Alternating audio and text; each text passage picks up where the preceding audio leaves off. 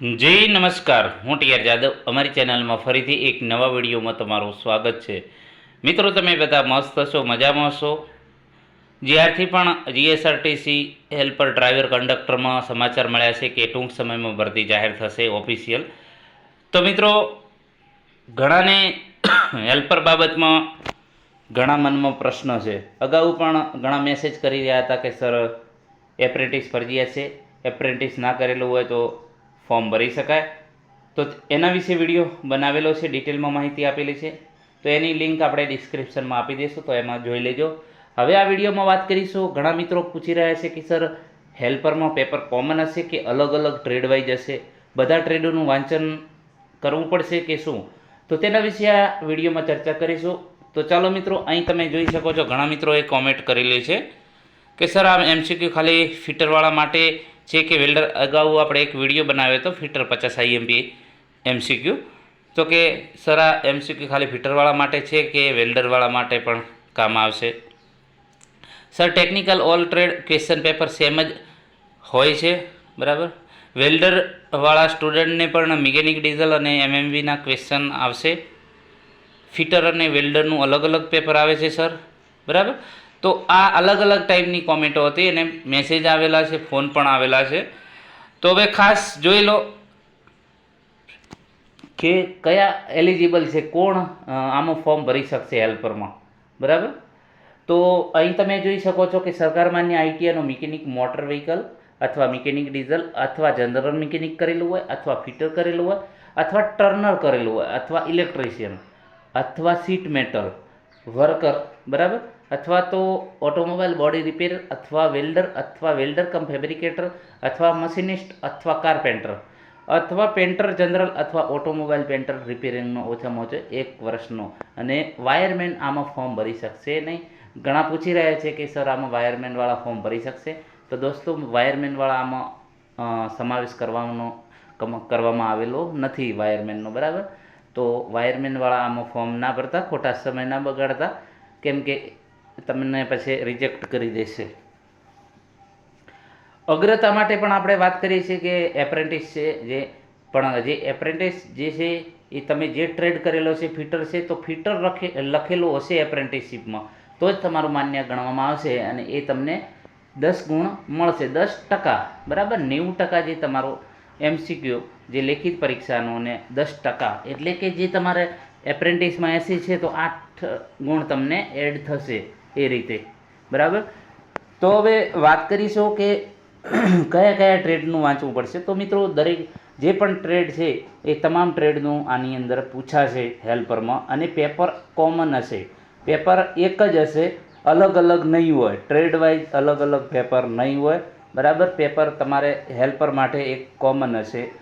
તો તે માટે આપણે ઇલેક્ટ્રિશિયનનું વાંચવું પડશે, પછી ફિટરનું વાંચવું પડશે, એના પછી મિકેનિક ડીઝલ છે, મિકેનિક મોટર વ્હીકલ છે, જનરલ મિકેનિક છે, ટર્નરનું પણ વાંચવું પડશે, સીટ મેટલ વર્કર છે, ઓટોમોબાઈલ બોડી રિપેર અથવા વેલ્ડર કમ ફેબ્રિકેટર, મશીનિસ્ટ છે, કાર્પેન્ટર છે, પેન્ટર જનરલ અથવા ઓટોમોબાઈલ પેન્ટર. તો આ તમામ જે ટ્રેડો આપેલા છે, સમાવેશ કરવામાં આવેલો છે.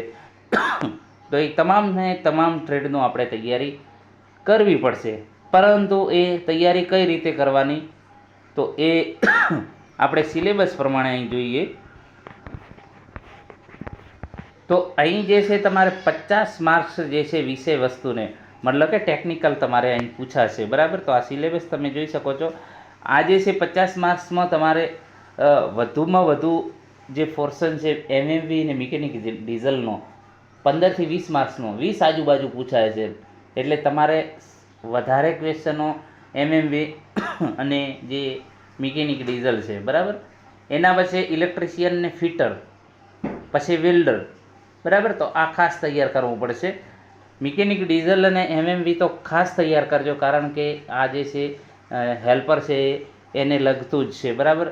જે મશીનરી જે મિકેનિક કહીએ અથવા તો ઓટો કહીએ, બરાબર. તો એ ઓટોને લગતું જ છે, ઓટોમોબાઈલને લગતું. એટલે ખાસ તમારે ઓટોમોબાઈલના જે છે મિકેનિક ડીઝલ અને જે મિકેનિક ડીઝલ છે અને એમએમવી આ ખાસ તમારે તૈયાર કરવું પડશે.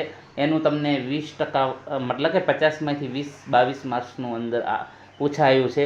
અગાઉની જે છે પેપરમાં જોયેલું છે એ પ્રમાણે એનાલિસિસ કરેલું છે એ પ્રમાણે, અને કયા કયા ટ્રેડોમાં કયું કયું પૂછાય એના પણ આપણે વિડીયો બનાવીશું એનાલિસિસ કરીને, કે કયા ટ્રેડનું વધારે વાંચન કરવું, કયાનું ઓછું કરવું, બરાબર, કયાને વધારે ફોકસ આપવું કયા ટ્રેડમાં, તો એના વિશે પણ ચર્ચા કરીશું. પરંતુ હાલ આટલા પૂરતું રાખીએ કે ભાઈ તમારે પેપર સેમ મતલબ કે એક જ આવશે, અલગ અલગ નહીં આવે, પરંતુ તમારે બધા ટ્રેડો જે આપેલા છે એ ટ્રેડોનું વાંચન કરવું પડશે, બરાબર.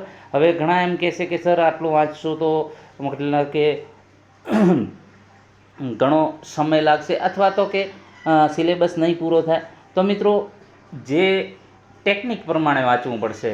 તમે જે પેપર એનાલિસિસ આપણે કરેલું છે અથવા તો હવે કરીને તમને વિડીયો બનાવીશું, તો કયા જે છે ટ્રેડમાંથી વધુ પૂછાય છે એ પણ આપણે કહેલું છે કે ભાઈ મિકેનિક ડીઝલ અને એમએમવી ઉપર વધારે ફોકસ કરવાનું, પછી ફિટરના છે, ઇલેક્ટ્રિશિયનના છે અને વેલ્ડરના છે. આ ખાસ કરી લેશો તો તમને લગભગ વાંધો નહીં આવે, બરાબર. તો દરેક મિત્રોને ખાસ વિનંતી છે કે પેપર તમારે અલગ અલગ નહીં આવે, પેપર દરેક માટે એક સેમ જ રહેશે. એના માટેના વિડીયો પણ બનાવેલા છે અને પેપર સોલ્યુશન પણ કરાયેલું છે. તો એ પેપર સોલ્યુશન તમે જોઈ લેજો, અને આપણે ફરીથી જે હેલ્પરનું જે પેપર છે એ ફરીથી સોલ્યુશન કરાવી દઈશું, એટલે તમને વધારે આઈડિયા આવે, બરાબર. તો અહીં તમે જોઈ શકો છો કે જે સિલેબસ છે, ગુજરાતી વ્યાકરણ છે, અંગ્રેજી વ્યાકરણ, આ નોન ટેકનિકલ છે, સામાન્ય જ્ઞાન છે, ગુજરાતનો ઇતિહાસ, ભૂગોળ, ગુજરાતના વર્તમાન બનાવો, પછી કોમ્પ્યુટરનો. તો કોમ્પ્યુટર જે છે એ 10 ગુણ તમારે ક્લિયર કરી દેવાના, એટલે એ તમારો ઘણા રોકડિયા માર્ક્સ મળી જશે. પછી ગુજરાતનો ઇતિહાસ છે, ભૂગોળ છે, તો આ પણ રોકડિયા માર્ક્સ છે, એ પણ 20-22 માર્ક્સનું પૂછાય છે. તો એ ઘણો તમને ફાયદો થશે, બરાબર. તો ગુજરાતનો ઇતિહાસ ને ભૂગોળ આ તો કમ્પલસરી કરી જ લેવાનું હાલથી જ, કારણ કે હાલ જે તમે કરશો એ તમને પછી કામ આવશે. બીજું કરો કે ના કરો, બરાબર, ગુજરાતનો ઇતિહાસ ને ભૂગોળ હાલ મંડી જ પડો. જેટલું પણ આપણે પણ વિડીયો ચાલુ કરીશું, ચાલુ કરાવી દીધા છે, પરંતુ હજુ મતલબ કે ગાડી રફતાર નથી ચાલી. હવે સ્પીડમાં આવશે ટોપ ઉપર. હવે 2-4 વિડીયો ડેલીના આવશે, બરાબર. તો એ પ્રમાણે તમે પણ તૈયાર રહેજો. જો અમારી સાથે ચાલશો તો 100% તમે સિલેક્શન મેળવશો, એ આપણે ખાતરી આપીશું. અને દરેક મિત્રોને વિનંતી છે કે મિત્રો તમારા માટે આટલો ફ્રીમાં કન્ટેન્ટ આપો છો, પ્લસ મટીરિયલ, પ્લસ વિડીયો બનાવું છું, તો તમે પણ અમને સહયોગ આપો. મતલબ કે શેર અને લાઈક કરવામાં પૈસાની નથી જરૂર, પરંતુ લાઈક અને શેર કરો. મિત્રો આપણી ઘણા એવું પૂછી રહ્યા છે કે તમે આટલું ફ્રીમાં આપો છો, આટલું મતલબ કે તમામ મટીરિયલ ફ્રીમાં, આટલું સારું કન્ટેન્ટ આપો છો, તો પણ તમારે કેમ મતલબ કે સબસ્ક્રાઈબ ઓછા છે. તો એમાં પ્રોબ્લેમ અમારો છે, કારણ કે અમે આ બધું ફ્રીમાં આપીએ છીએ, પરંતુ જે વિદ્યાર્થી મિત્રો એનો લાભ લે છે તો એનું જે છે લાઈક અને શેર પણ નથી કરતા. એ બાબતમાં ઘણું દુઃખ થાય છે મિત્રો. જે મતલબ કે એક સારો ઉદ્દેશ છે કે આપણે ગુજરાતના છેવાડાના જે વિદ્યાર્થીઓ છે, જરૂરિયાતમંદ વિદ્યાર્થીઓ છે, તો એમને આપણે જે છે ફ્રીમાં આપવું છે. તેમ છતાં જે છે વિદ્યાર્થી મિત્રો શેર નથી કરતા, લાઈક નથી કરતા, એ દુઃખદ બાબત કહેવાય. તો મિત્રો તમે પણ સપોર્ટ આપશો તો આપણે વિડીયો બનાવીશું, નહીં તો પછી એ પ્રમાણે કરીશું, બરાબર. તો આજથી તમે પણ નક્કી કરી લો કે કોઈ પણ સાહેબનો વિડીયો આવે તો આપણે એને શેર કરતા રહીશું, બરાબર. આભાર દોસ્તો.